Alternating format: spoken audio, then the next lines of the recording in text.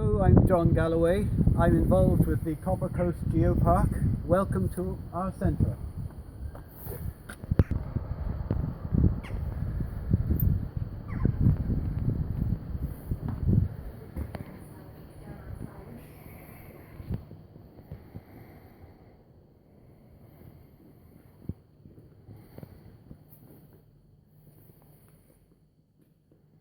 This is our centre on the inside. This is the cafe part. We have an exhibition at the back. The Copper Coast is one of Ireland's beautiful places. It's a coastline of coves and sandy beaches. The Copper Coast is one of Ireland's beautiful places. It's a lovely stretch of coastline, of coves, of sandy beaches, rock pools, cliffs, a place to surf, a place to swim, a place to relax and enjoy yourself. And it was almost unknown about 20 years ago, until we formed, the communities of the Copper Coast formed a tourism group, got together to promote and sort of enhance the tourism potential of this area. There were 6 villages which took part in this at the time, and one of the first things we did was invent the name Copper Coast. In 2001, the Copper Coast joined the fledgling European Geoparks network. We didn't really have a clue what it was about, but we found out soon enough. In 2004, we joined the Global Geoparks network, which has the Global Geoparks network at that time had a good few members in China, and since then it has grown, and Asia is quite a strong point in the globe. There are 1 or 2 in South America and 1 in Africa, and there are many in Europe.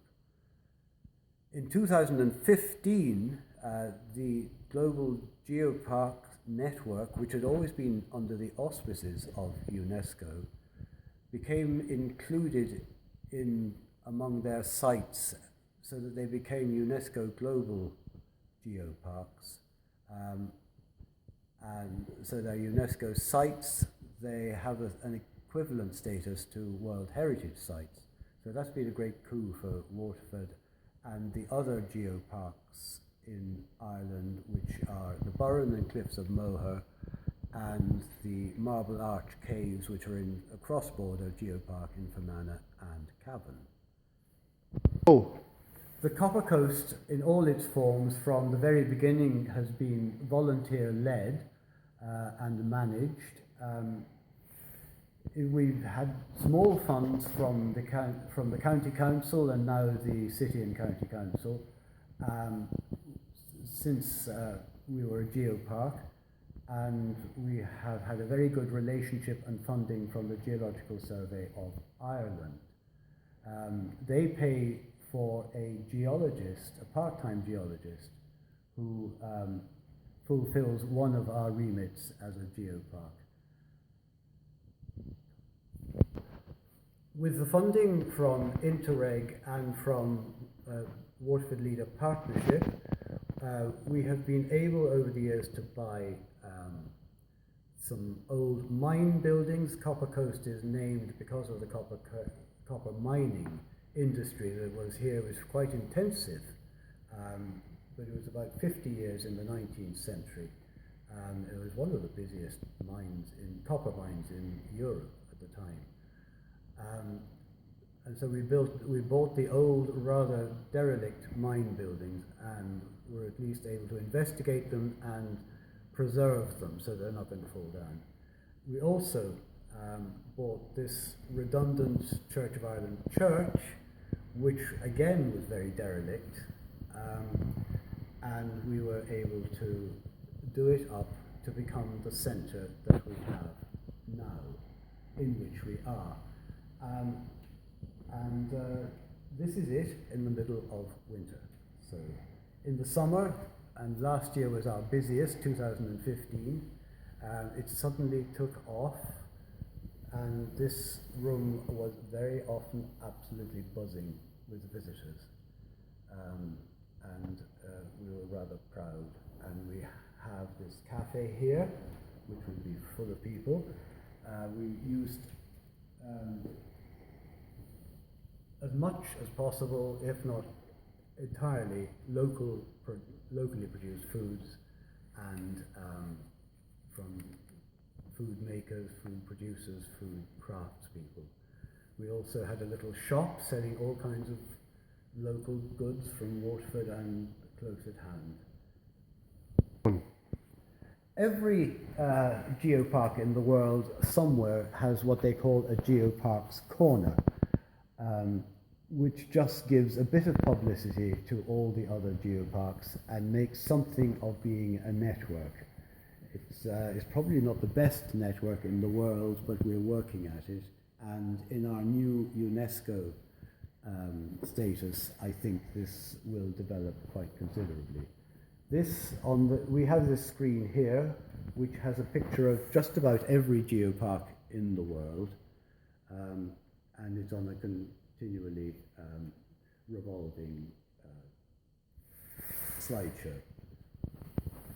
We also have information on quite a few of them, and between us we have visited quite a few of them, mostly in Europe, but one or two in Asia as well. So shall we go through and just have a very quick look at our centre in its winter state. Through here we have a little cinema, really, where we show a couple of movies about our history, about our heritage, about our mining.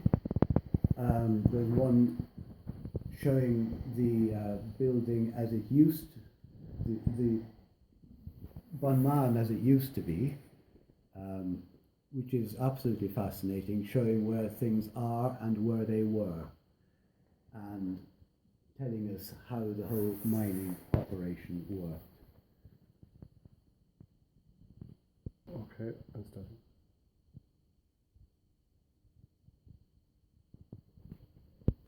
Geoparks obviously are about geology. So while our exhibition is largely about the mining and about the community and characters of Bunman and surrounds, we also do have to fulfill our geological remit, and we do try to link as much as possible geology to real life, to show why geology is important, to show that geology is really related to almost everything that we do in life, that we eat, where we walk, where we live, why we live, where we live, and how we live. And if you think about it, you could be living by the sea and you're living in a semicircle, you could be living in a valley, you could be living on the side of a hill, you could be living by a river. It's all related to geology. We have a seismometer, which is fascinating. Now it's not it's not the height of seismometers, but it's an educational tool, and it really does work. Now obviously it is very sensitive, so most of what we see when we look at the bumps and the lines and everything else is what we are actually doing ourselves. And you can see there are very fine sort of bubbles, and they can be enhanced, and sometimes they are actually related to earthquakes that happen in other parts of the world. If they're really big, we can see things that have happened that have been a long way away, even in Asia. Is that? And this is the main little exhibition area. We have our copper mining history, quite a lot of it. We have a model of the Tankards town, which is where the last of the mining happened. A beautiful model made locally by some enthusiastic friends.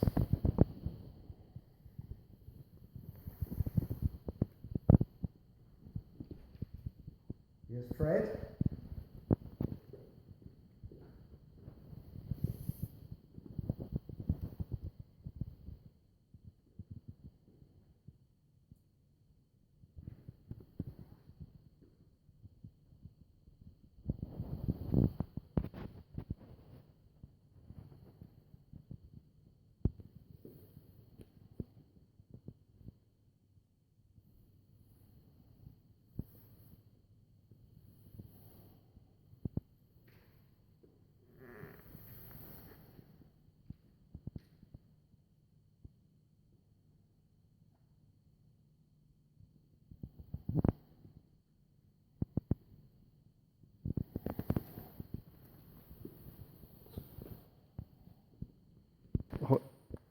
As I said, geoparks have a mission, which is really to sort of preach the gospel of geoparks in a way, of geology,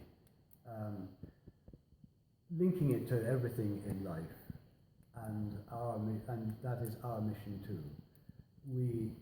We're a voluntary organisation, and from the beginning, the Copper Coast project, from tourism group to global geopark, has had a mission to enhance and promote these beautiful, special places, to develop a sense of ownership and pride of place, and an identity, a sense of identity among the communities of the Copper Coast. An area which was beautiful and anonymous is now beautiful and beginning to become well known as a rewarding visitor destination. We have several excellent local guides and speakers, and we run everything from nature and heritage walks to seaweed foraging to geology courses and evenings. During the year, we involve ourselves in various different weeks and events. For instance, the European Geoparks Network runs a week or two of events where each geopark highlights their work with educational and entertaining happenings. Geoparks have an educational remit, in the main relating to geology, and in the Copper Coast, our geologist has each year gone out to primary and secondary schools, or they have visited us, to engage a youthful interest in our field. Coves and beaches, cliffs, rock pools, stones make excellent geology textbooks, where different geological processes and ages can be clearly demonstrated.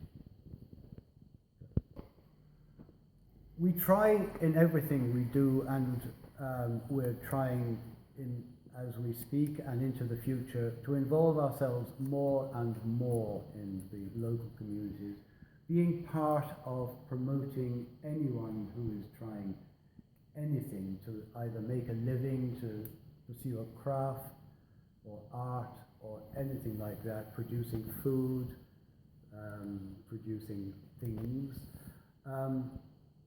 And we're very proud that a number of businesses have incorporated either the name Copper Coast or the name Copper in their titles, from the Copper Coast Mini Farm to the Copper Hen to Copper Coast Crafts and many others, and there's even the Copper Coast Ale.